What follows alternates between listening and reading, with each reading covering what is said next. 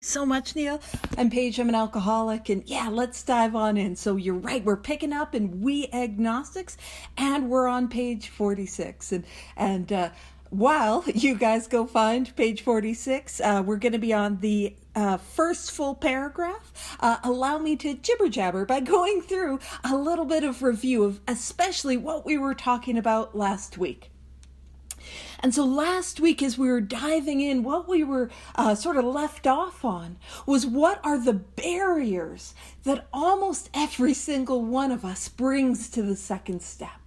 So that previous paragraph is all talking about the barriers that we bring to the second step. And some of those barriers were, do I have religious trauma? Have I had religion shoved down my throat and I want nothing to do with it? Am I violently anti-religious? I'm not open to a religious organization.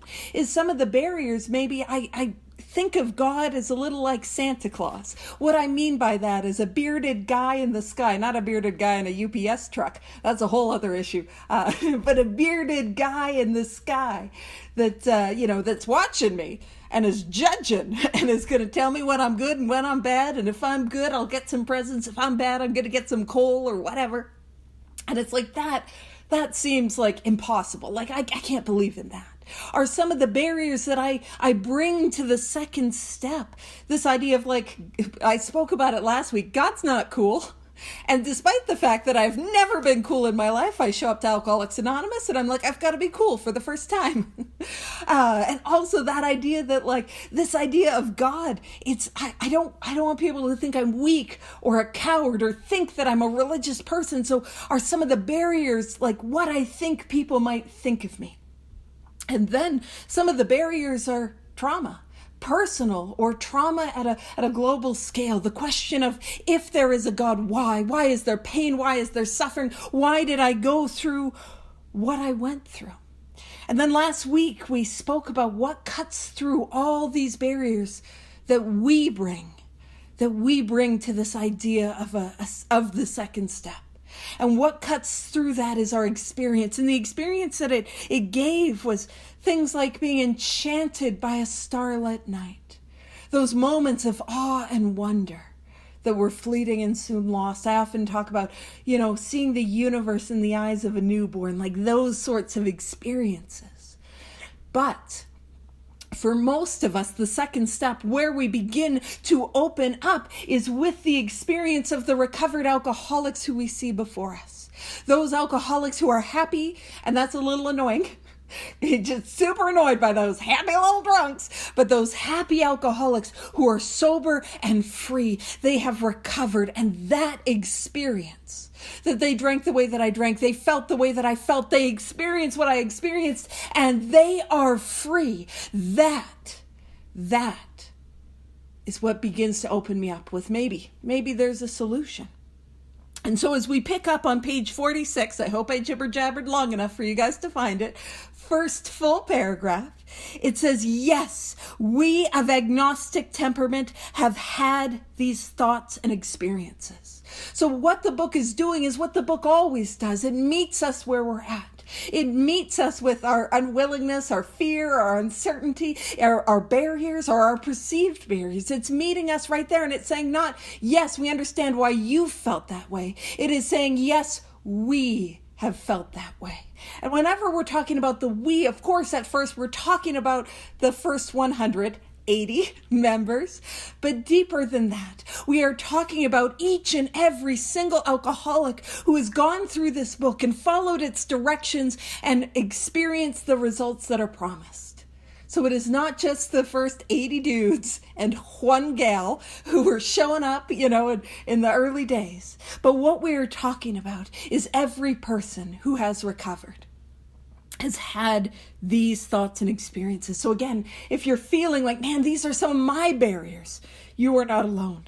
It goes on to say, let us make haste. So that's to say, like, let us move quickly. Like, we want to quickly reassure you. So it's like, hey, you're okay. You're not alone. And it says, we found that as soon as we were able to lay aside prejudice. That word prejudice, we've discussed its meaning, but we're going to continue again and again.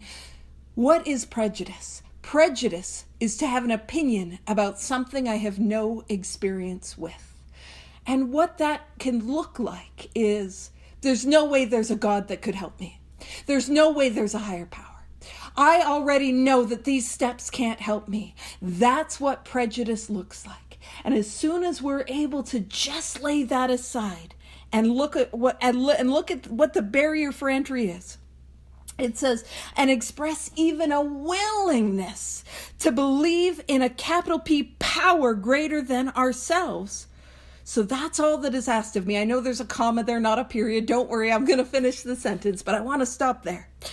So all that is asked of me in the second step is to express even a willingness that there could be a power that is greater than me. And we're going to see as we go through this page and the next and continue on, I don't need to know it. I don't need to define it. I don't need to understand it. I just need to believe that there could be a power. I'm even willing to believe that maybe there's something. But I also want to point out it says capital P power. So if you don't like the word God, great. Don't use the word God. You don't have to use the word God. The word God is simply a title. And what I'm after is what is beyond the title. And what I'm after is power, a relationship with power, an experience with power. And you'll notice it is capitalized, so what we're talking about is God. And so that is a word that you can use instead of that word God. If that's not a word that you are open to, we are talking about power. So we just need to believe that maybe it's possible that there could be a power that is greater than ourselves. That's as simple as it needs to be to begin. But it says, as soon as we were able to lay aside prejudice and express even a willingness to believe in a capital P power greater than ourselves, we commenced to get results. The first thing I want to emphasize is commence. Commence is to begin. What this whole 12-step thing is all about is about spiritual growth. Spiritual growth is the name of the game in Alcoholics Anonymous.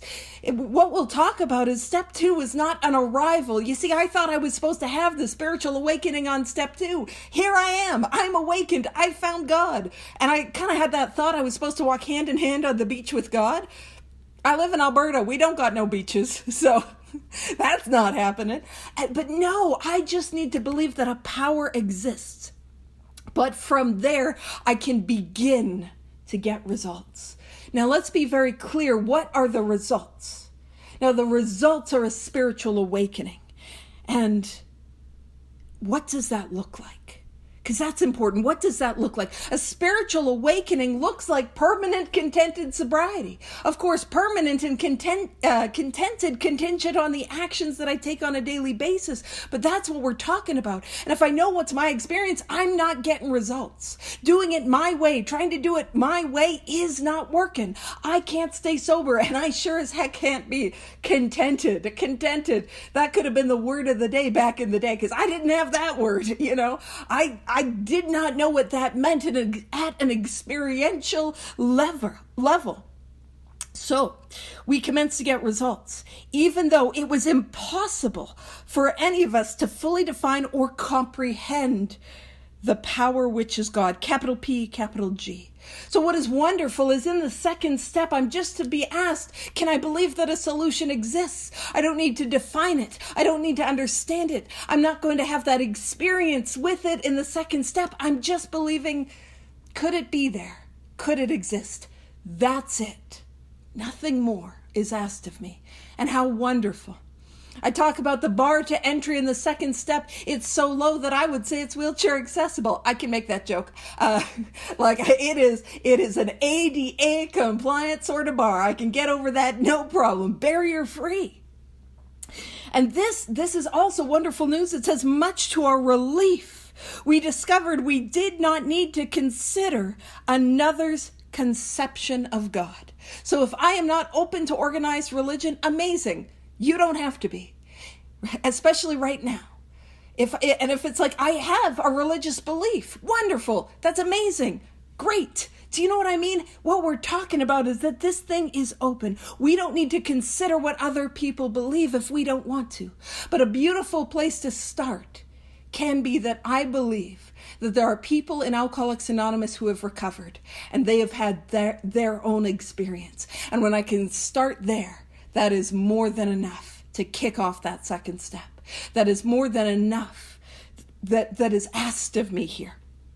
So it says, our own conception, however inadequate, was sufficient to make the approach and to effect a contact with him. Our own conception. And that is a line that is comforting, because I know that you guys can't relate to this, but I am an overthinker. Nobody here has overthought and overcomplicated any of the 12 steps, especially number 2. But I know I did, and I overthought it, and I overcomplicated it, and I thought I had to have God, higher power, the Creator figured out at step 2. And I thought the conception that I had wasn't enough. The idea that I had wasn't enough. But what I did not realize is the second step is not the finish line. It's the starting blocks. I just need to believe it exists. And so it goes on to say, to make the approach, to effect a contact with him. And that's what I'm after. I'm after contact. I'm not after an idea. I cannot stay sober on an idea. That's what we were talking about last week. That I can't stay sober on an idea, on an ideal, on morals, on values, on beliefs, my sobriety. I can't stay sober on those things. But what I can stay sober on is an experience, contact. That's what I can stay sober on. I got to deepen it and I've got to grow it. But when it says, however inadequate, was sufficient to make the approach to effect a contact with him. I have a number of metaphors that I use in the second step. I'm all about metaphors, and that's annoying to some people. My metaphors are gonna get weird today, so please bear with me. We have a visitor from South Africa. So glad you're here. And so in the first step, I'm using South Africa, although I should use the UK because we got a lot of UK people. But screw it, we're using South Africa today. So in the first step. Now, this is a metaphor. This is not literal. But in the first step, what I realized is that if I stay in Calgary, Alberta, Canada, that's where I live, that if I stay here, I will continue to relapse, that I can't stay sober where I live. Now, it's a metaphor. The geographic is not a solution, as I tried. I went down to Lethbridge. You guys don't know where it is. It's just south of me, and it's windy, and I'm just as much an alcoholic there. That's what that is. So this is a metaphor. But if I understand the first step and the first step ramifications, if I stay here, I am going to continue to drink. I'm going to continue to relapse, and I'm going to die. Now, in the second step, all that is asked of me is to believe that South Africa exists. I don't need to know anything about South Africa. I don't need to know their national flower, which is the King Pretoria. That's my South Africa. And fun facts. I don't need to know about the Springboks. And I do. I don't need to know about any of that. I just need to believe that we have people here who are in South Africa. I don't need to know anything other than that. And it would be a little rude for me to show up at the Zoom meeting and gaslight y'all and be like, I know you believe South Africa's a place, but I just don't believe it. It's like, girl, I live here. Stop being so rude. I just wanted to check out your meeting. Why are you picking on me? So I don't need to know what it looks like. I don't need to like it or believe in it. I just need to believe that it exists. Now, what we will do in step 3 is we're going to make a decision to go to South Africa. But that decision, if not followed up by action, will not get me there. So the third step is a decision to go there. And how I take the action to get there is, in the literal sense, is I write my inventory. And I go after that inventory. I share that in step 5. I spend a quiet hour and I take my 6 and 7. I go make all of the amends where I've caused harm. I continue that process in 10 and 11, and I deepen my experience in 11, and I share that with others in 12.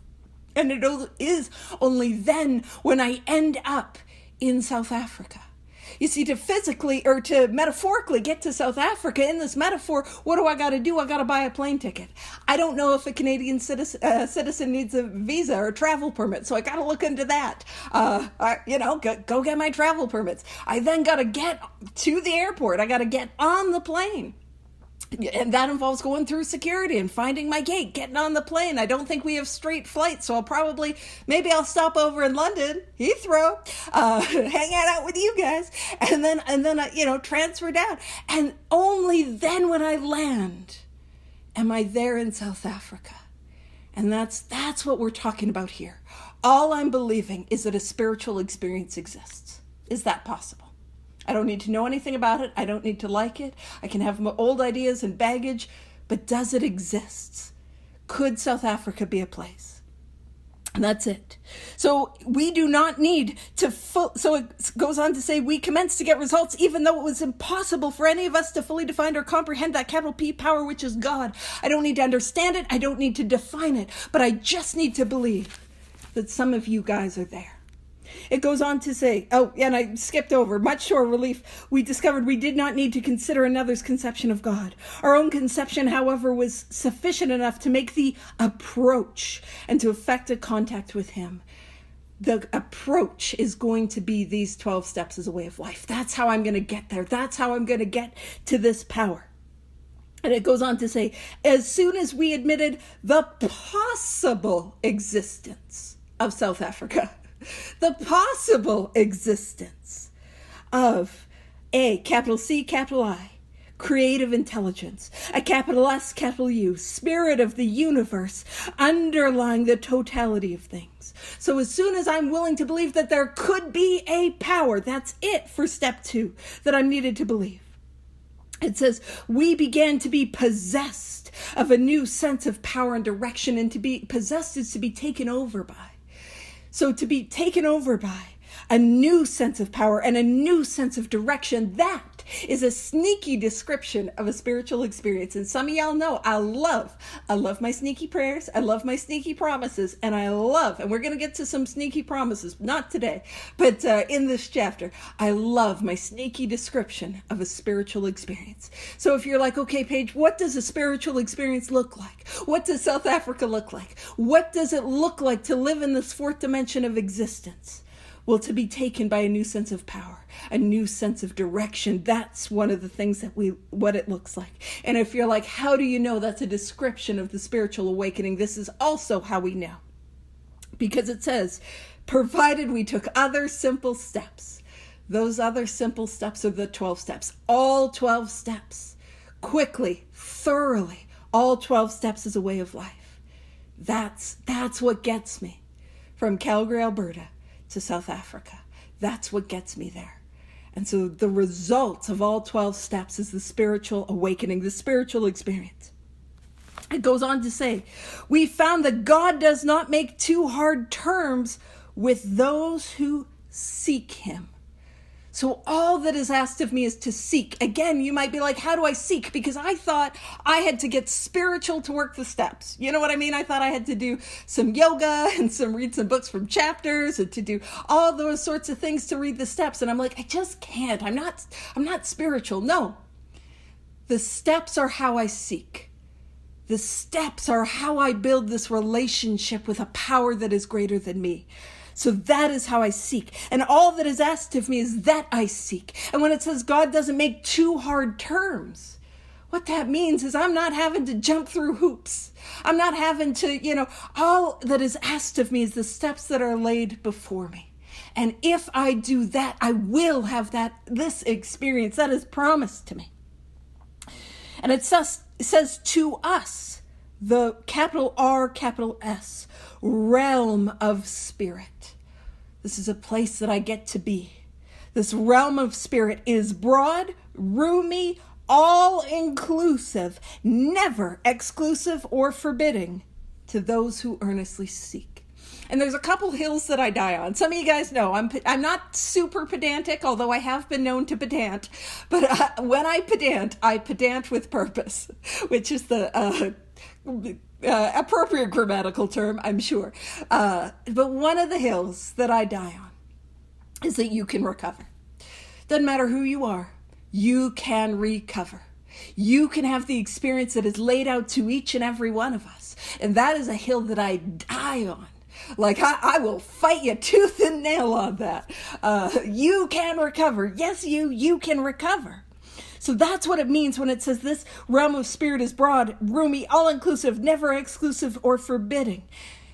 And that regardless of the belief you have, regardless of religious trauma, regardless of the things that have happened, regardless of whether we've been in and out, regardless of whether we think we're worthy of it or not, you can recover.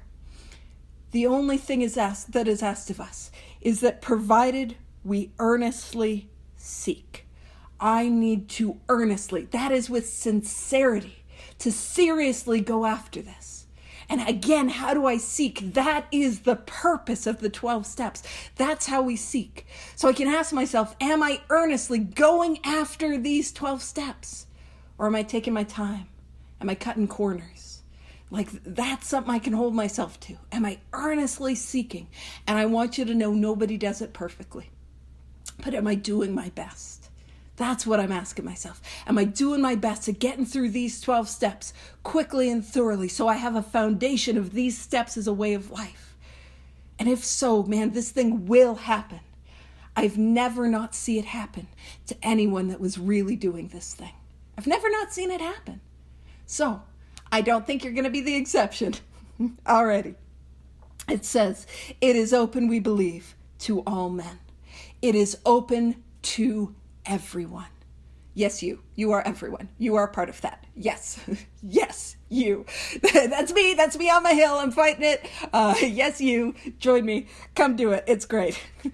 It goes on to say, when therefore we speak to you of God, we mean your own conception of God. So what happened for me? And I shared about this last week. But I didn't want to use the word God because it wasn't cool. And I was really attached to what you guys thought of me. And I've never been cool in my life. But what I realized is the cool kids, they were using higher power. Nowadays, I think the cool kids use universe as the word. But back in the day, it was like they used higher power. So I'm like, I'm a cool kid. I'm going to use higher power. But that is 2 words and a whole lot of syllables. And listen, I am an efficient alcoholic. I burnt my life to the ground efficiently. It wasn't working for me. So out of pure efficiency, not with good motives, not with good reason, but out of pure efficiency, I started to use the word God. And I used that word when I prayed. I used that word when I meditated. I used that word in inventory. I began to use that word. And the most incredible thing happened. That word no longer began to mean what I assumed those not cool kids were meaning when they used that word. I didn't have the courage to ask them, mind you. But that word began to mean what I had experienced as the result of the 12 steps. So when it says, when therefore we speak to you of God, we mean your own conception of God. And because I have a bad habit on going on tangents and using very difficult words and going off, I'm going to use the word God. But when I use that word God, I mean the conception that you are the most open to and the hopes that you will continue on this path and have an experience. Not just one, because I couldn't stay well on one drink. I can't stay well on one spiritual experience, one spiritual awakening. So we get to use the conception. This is the starting blocks. And it says this applies too to other spiritual expressions which you find in this book. So I get to ask, and actually, hold on, I do this every time I explain the sentence, even though it's explained in the next sentence. 1 sec. It says, do not let any prejudice you may have against spiritual terms deter you from honestly asking yourself what they mean to you. So spiritual terms, I get to ask, what does that spiritual term mean to me? What does prayer mean to me? Meditation mean to me? What does God mean to me? What does conscious contact mean to me? But that is a place to start. We then don't end there. It's not like, okay, I think it means this, all done. Then I get to go and seek an experience with it, an experience with prayer, an experience with meditation. And actually, speaking of that, when I work with sponsees, I encourage them to have a daily prayer, and almost more importantly than meditation or than prayer is a daily meditative practice. because a lot of times people are like, no, I pray. It's like, are we meditating? Because listen, if you're in a relationship, you know what it's like when one person is doing all the talking and they're not doing the listening. You're not going to have a relationship there. So I emphasize having that daily meditative practice from the beginning. And the reason I emphasize the prayer and meditation from the get-go is because with consistency, I can then have experience. So if I'm praying on a daily basis, if I'm meditating on a daily basis, what happens from there? That consistency, it builds a habit. And then I get to try new things. Then I get to have new experiences. But I can't do that if I'm not doing it. So from the get-go, I encourage prayer and meditation from early on. Because it doesn't take long to get through the steps anyway. So it's not like, so let's go, let's build, let's seek. So it goes on to say, at the start, this was all we needed to commence. There's that word again. We're seeing it twice. Commence. Commence is to begin. The second step is all about beginning this lifelong process. I'll use a metaphor here in a second. At the start, this was all we needed to commence spiritual growth. And again, spiritual growth is the name of the game. This is another hill that I die on. It is not progress, not perfection. It is spiritual progress rather than spiritual perfection. How am I growing spiritually? That's what matters. And that's what matters when I'm new. That's what matters at 5 years, 10 years, 15 years, 16 years. That's what matters. How am I growing spiritually? Because progress, not perfection, implies that, I got the job back, I got the car back, I got the relationship back, I'm going to school, doing all these things, but none of those things had the power to keep me sober. And those things are wonderful, and they are the gifts that can come in recovery, but they are not recovery themselves. And we know that because we know what it's like to get those things and drink anyways. So how am I progressing spiritually? And that this is a daily program of action. And the metaphor that I'm going to use is about eating. Because I've got to eat on a daily basis. And so the second step, and no shade to anyone that's having a little meal or a little snicky snack, you treat yourself. And the second step is jentacular, in the sense that it's like breakfast. It's a little like nibble of like the bacon and eggs. It's not even a full English, with all the beans and all the, full English with the sausage and see what I did there? It is just a little nibble of the beginning. Now, if you have a little nibble for breakfast, you're going to probably find yourself hungry at lunch, and you're going to find yourself hungry at dinner.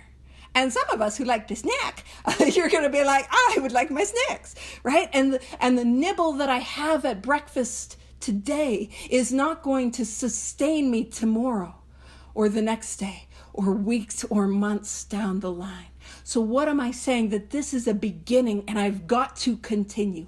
I cannot stay sober on the second step. The second step is that there's a solution and I don't have it. I've got to continue to seek through all 12 steps as a way of life. That's what we're saying. So when it says at the start, this is all we needed to commence spiritual growth. We're beginning. We're having that breakfast, we're just starting to affect our first conscious relation with God. Now, last week we spoke about the etymology of the word agnostic, and now we're going to talk about the word conscious. But for those that weren't here last week, or if it's helpful to review, the word conscious, or the word agnostic, let me start there. Agnostic, it's Greek in its etymological root. So it's originally a Greek word. And in Greek, ag means without, and gnosis means knowledge. But I want to emphasize the knowledge, because this often gets lost.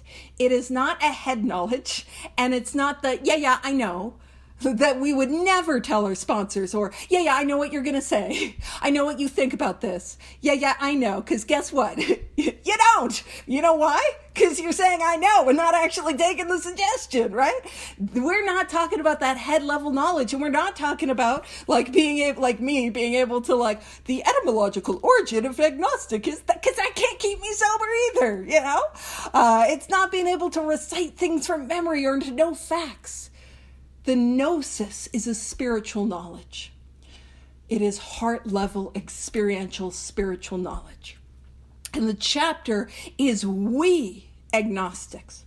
Not to the agnostic, not the agnostic afterward. It is we agnostics. So it is all of us. When all of us come to the second step, we might have belief. Heck, some of us might even have a religion or, spiritual practices. But we all don't have that with knowing experience of this power at a level that is sufficient to keep us sober. So without knowledge. Now here when it says conscious relation, and in the 11th step, it speaks of conscious contact. The word conscience, its etymological origin is Latin. So it's a completely different language structure. But in Latin, con means with. So egg, without, con, with. And shus or sire means knowing. So at step 2, we all come without this experiential heart level knowing of this power. And in step 11, what we have built is this heart level experiential knowing of this power. So I go from without knowing to with knowing. From without spiritual knowledge to with spiritual knowledge. From without spiritual experience to with spiritual experience. And how do I get from step 2 to step 11? Guess what? The steps 3 through 10 and continuing that going in 11 and 12. That is what takes me there. And the gentleman who gave us knowledge of what our solution is in Alcoholics Anonymous, it was Dr. Carl Jung. And he was that link in the chain that told us what our solution is. And there was this famous BBC interview with Dr. Carl Jung. And they asked him, growing up, did you believe in God? And he said, yeah, growing up, I believed in God. And then they asked, do you believe in God now? And he says, no. There's a brief pause. And he says, I've got no need for belief. And then there's another pause. And he says, I know.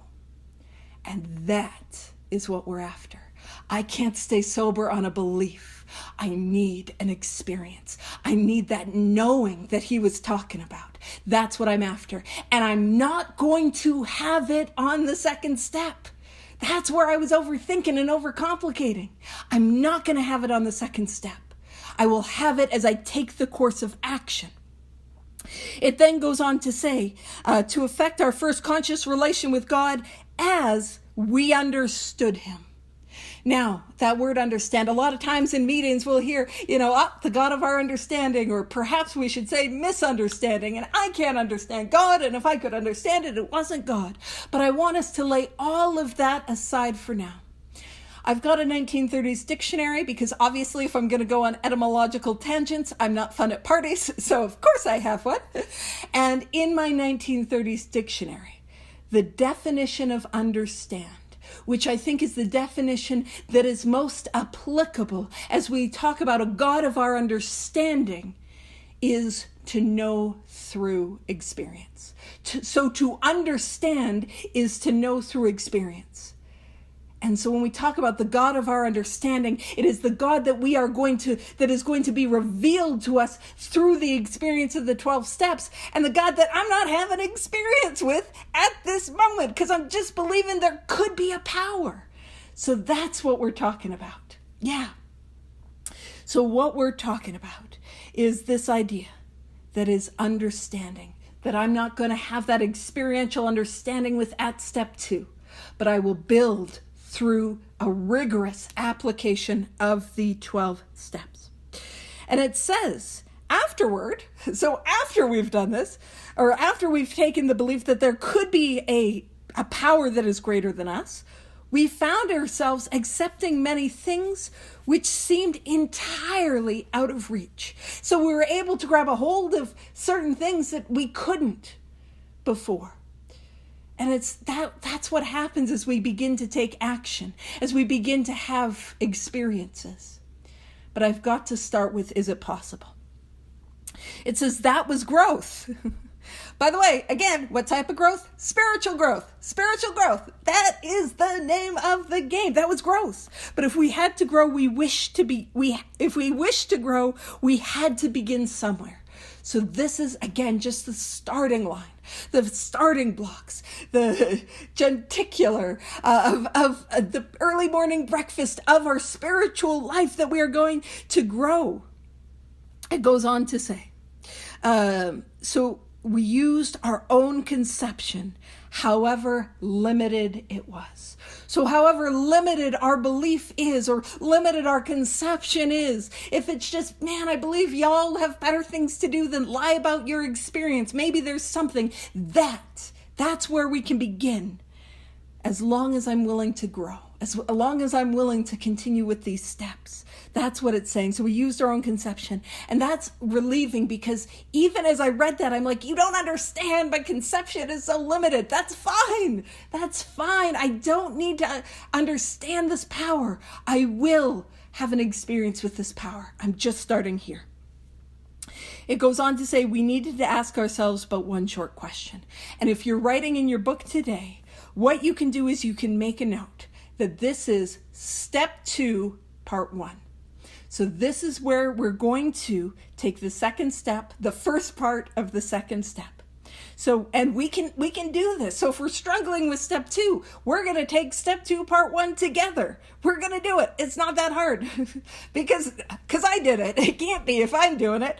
It says, do I now believe, or am I even willing to believe that there is a capital P power greater than myself? That is step 2, part 1. Can I believe that there is a power greater than myself? Or am I even willing to believe that there is a power greater than myself? That's it. Can I believe, or am I even willing to believe that, okay, maybe there's something? That's what it's saying. Can I believe that Paige, actually, it's not going to work with Paige, because y'all could believe, if I got a 1930s dictionary and I find etymology interesting, you're not going to believe that I have better things to do on a Wednesday than this big book study. But can we believe that somebody like Rob, somebody like Neil, like that those normal human beings have something better to do on a Wednesday than hang out, and talk about their experience of this power, right? Can I start there?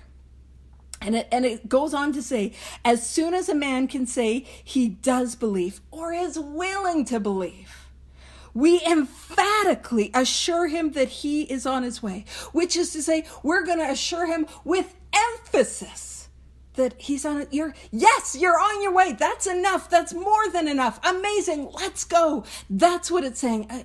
Emphatically assure him that he is on his way. It goes on to say, it has been repeatedly proven among us that upon this simple cornerstone, a wonderfully effective spiritual structure can be built. Let's talk about this. The cornerstone is the stone that is symbolically laid upon which a building would be built upon. Now, the metaphor is that I need a spiritual structure. And upon this cornerstone, this idea that there could be a power greater than myself, I could build, and I'll use this like a cathedral, or if you've ever seen some of those like amazing like mosques, those like or whatever, like if I like Art Deco, so go to like some places in New York and Detroit where they have that Art Deco style, a building like that. But the building isn't built if I stop here. I need to start here and then build that building upon it. And how wonderful that we can build something that is like a cathedral. Like, you know what I mean? We can build something that is beautiful in our life. I talk about, man, I don't need to build an Eeyore shack. Oh no, I've lost my tail. If you guys remember Winnie the Pooh, he'd have those sticks and they'd always fall down, and then his tail would fall out and Christopher Robin would have to hammer it back in. All I'm saying is I get why he was having a hard time. I get it. You know, I've lost my tail, and his house would keep falling down. And I don't need to build a structure like that. What's on offer in Alcoholics Anonymous is so much more than mere sobriety. It is a deep, powerful, experiential way of life. I get to build within myself, again, like a cathedral, a building that is remarkable. That's what I get to do. But we start here. Now, again, this is step 2, part 1. And what I'm going to do is I'm going to, whoops, yeah, you can read it if I do it like that. Cool. I'm going to share the screen. I got to duck a little, but this is step 2. So step 2, as it's written on the Zoom screen, as it's written on the scrolls and meetings, and as it's written on page 59, it says, came to believe that a power greater than ourselves. So step 2, part 1 is right here.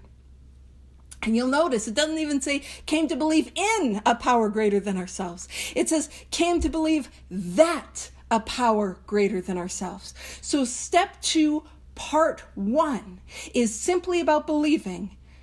Do I now believe, or am I even willing to believe, that there is a power greater than myself? Could there be a power? That's it. That's it. Now, keep in mind, if I've done step 1 effectively, I can see that alcohol is a power greater than myself. But again, all that I need to believe is there a power that's working in your life? That you guys are staying sober and happy and free? Is that possible? So that is going to be step 2, part 1. And in a couple weeks, what we're going to do is we're going to get to step 2, part 2, which is could restore us to sanity. And just because I have the Zoom screen, it's shared on the Zoom screen, and I have it all out.